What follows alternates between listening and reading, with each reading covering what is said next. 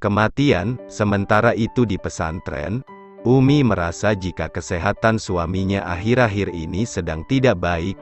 Walaupun Abah mengatakan jika dirinya baik-baik saja dan hanya masuk angin biasa, namun Umi tetap merasa jika sebenarnya suaminya sedang tidak sehat.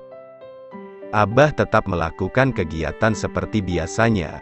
Walaupun Umi sudah memintanya untuk banyak beristirahat, akan tetapi Abah tetap memilih untuk tetap beraktivitas di tengah kondisi kesehatannya yang semakin menurun. Benar saja, akhirnya Abah menyerah dengan kondisi kesehatannya. Pagi ini bahkan beliau terpaksa harus salat subuh sambil berbaring karena sudah tidak tahan lagi untuk berdiri. Umi lalu memanggil semua anaknya. Hampir semuanya setuju untuk membawa Abah ke rumah sakit, akan tetapi Abah bersikeras tak ingin dibawa ke sana.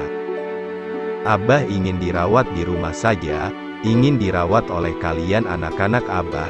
Semuanya tak bisa memaksa, mereka lalu hanya memanggil dokter untuk memeriksa keadaan sang ayah.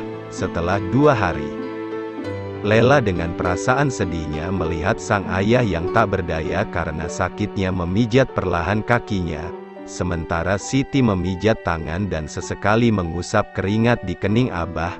"Abah, Aisyah akan marah jika tak diberitahu," ucap Lela dengan pelan. Abah membuka matanya perlahan. "Sebaiknya jangan, dia punya suami sibuk yang harus diurusnya." Lela dan Siti berpandangan. Siti lalu mendekati Abah lebih dekat. "Abah, kita tahu jika suaminya tak akan marah jika Aisyah kesini dan melihat keadaan Abah. Jika kami tak memberitahunya, kami tak sanggup menghadapi kemarahannya nanti."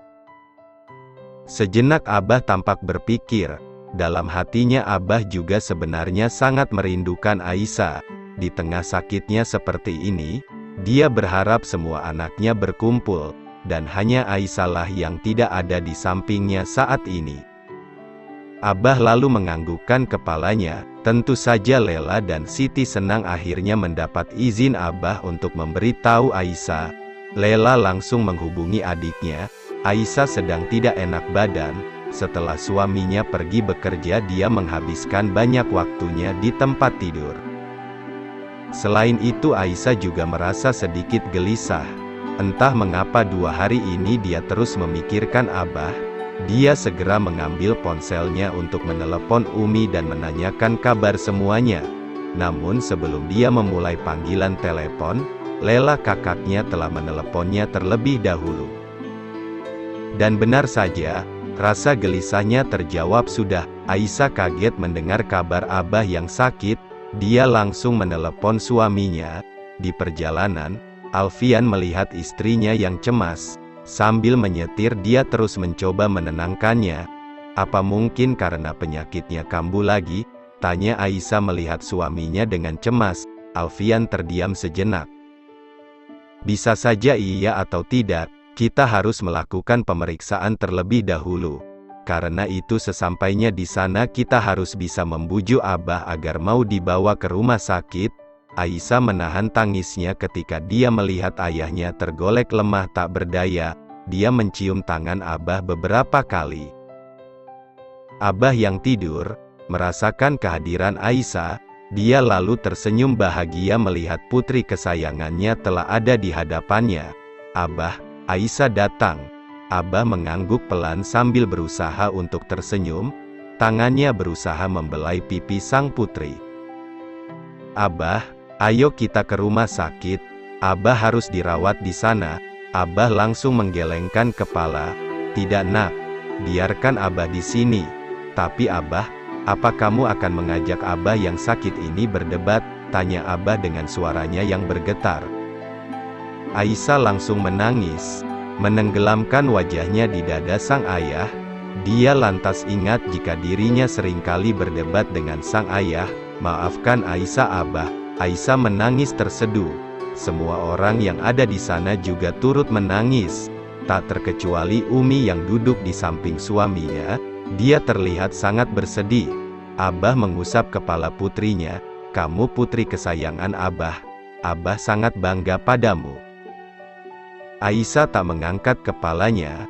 Dia tetap menangis di dada sang ayah. Alfian dan Anita yang baru saja datang mengambil peralatan kedokteran langsung menghampiri Abah untuk melakukan pemeriksaan lebih lanjut. Aisyah langsung bangun memberi tempat untuk suaminya memeriksa keadaan Abah. Aisyah yang akan bangun tertahan oleh Abah yang tiba-tiba menggenggam erat tangannya, seolah memintanya untuk tetap berada di sampingnya. Semua kakaknya yang melihat hal itu meminta Aisyah untuk kembali duduk dan terus berada di samping Abah. Mereka seolah tahu jika dari dulu Aisyah memang anak kesayangan ayah mereka, namun hal itu tidak lantas membuat mereka iri, karena memang Aisyah layak untuk dijadikan anak kesayangan. Alfian terlihat putus asa melihat hasil pemeriksaan Abah, begitu juga dengan Anita yang kini menunduk sedih. Tekanan darahnya sangat rendah, ucap Alfian melihat semua orang.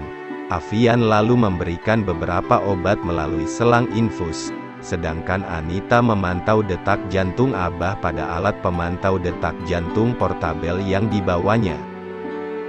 Beberapa orang pergi untuk menunggu di luar kamar, kini hanya ada Aisyah dan Umi serta Alfian dan Anita yang terus mengawasi perkembangan Abah. Aisyah terus menatap wajah Abah dengan sedih, dengan sambil terus menitikkan air mata, dia terus berdoa di dalam hatinya.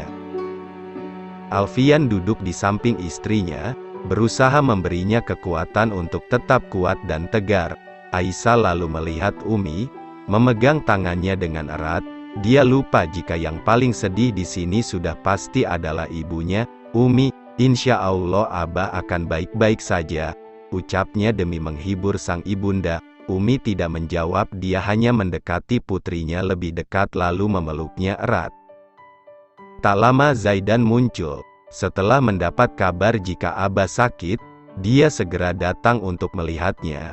Zaidan menghampiri Abah lalu mendoakan kesembuhannya. Dia lalu kembali keluar, untuk menunggu bersama yang lainnya. Beberapa saat kemudian, Abah membuka matanya. Aisyah mendekati Abah, menanyakan apakah ayahnya membutuhkan sesuatu. Abah menggelengkan kepalanya. Dia hanya menatap Aisyah dengan lekat, seolah ingin meluapkan rasa rindunya selama ini.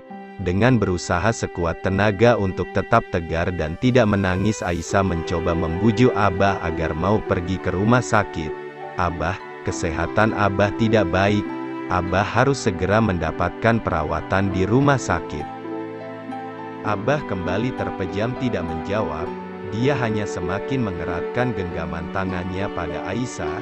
Semua orang sudah kembali masuk ke dalam kamar, mereka tampak bersedih dan putus asa. Abah, kenapa Abah seperti ini? Abah harus kembali sehat karena kami semua masih membutuhkan Abah. Aisyah tak tahan lagi, dia menangis terisak. Abah membuka matanya perlahan. Dengan isyarat dia meminta Ahmad juga anak-anaknya yang lain untuk mendekatinya. Anak-anakku, Abah tak akan selamanya ada. Kematian akan memisahkan kita. Kematian adalah hal yang paling jauh dari pikiran kita. Walaupun sebenarnya ia paling dekat dari segala yang dekat dengan kita. Abah berusaha untuk berbicara walaupun dengan napas yang tersengal-sengal. Mendengar itu hati semua anaknya langsung hancur redam seolah Abah telah mengisyaratkan akan kepergiannya. Anak-anakku, jika Abah telah tiada, janganlah bersedih terlalu lama, bukan air mata tapi ikhlas dan doa yang Abah minta. Ingatlah untuk tetap teguh pada apa yang sudah Abah ajarkan. Apapun yang kalian lakukan, Allah tetap tujuan. Abah berusaha menatap semua anaknya bergantian. Putra-putraku, lanjutkan perjuangan Abah dalam syiar agama, tetaplah kompak dan selalu bersama. Abah juga titipkan ibu dan saudari-saudarimu, kasihi dan jaga mereka, jaga ibumu, dia istriku tercinta, dari rahimnya lahirlah kalian ke dunia, selalu temani jangan pernah meninggalkannya hingga ia merasa kesepian nantinya. Abah menatap Umi tak kuasa membendung tangisannya, dia memeluk suaminya sambil berderai air mata. Abah lalu melihat putri-putrinya. Putri-putriku, suka duka, jatuh bangun sedih pilumu, Abah telah berusaha menjadi pembela, peneman setia, merawat luka, namun bila Abah tak ada lagi, tak mampu lagi dengar rintihan hati maka berlarilah ke arah ilahi. Abah menyela perkataannya dengan menyebut nama Allah beberapa kali. Abah melihat Lela dan Siti, air matanya tiba-tiba menetes. Maafkan Abah, Abah tersengal. Masih banyak yang ingin dikatakannya namun apa daya karena kini napasnya terasa sesak. Lela dan Siti menangis terisak. Maafkan Abah harus pergi sebelum melihat kalian berdua menikah lagi dan hidup bahagia. Ucap Abah lagi memaksakan diri. Abah lalu melihat Aisyah. Tetaplah menjadi perisai keluarga ini. Abah tenang meninggalkan saudarimu karena tahu ada kamu yang akan menjaga dan melindungi mereka. Tetaplah menjalankan segala perintah Allah dan jauhilah larangannya. Semoga kita sekeluarga bisa berkumpul kembali di surganya. Abah kembali melihat semua anaknya satu persatu sambil berusaha untuk tersenyum. Kemudian dia menutup matanya sambil terus menyebut nama Allah berkali-kali. Aisyah kembali memeluk Abah, air mata mengalir deras dari kedua pelupuk matanya. Anita dan Alfian melihat denyut jantung Abah yang kian melemah. Ahmad segera menghampiri Abah, mendekati telinganya untuk membimbingnya mengucapkan kalimat tauhid.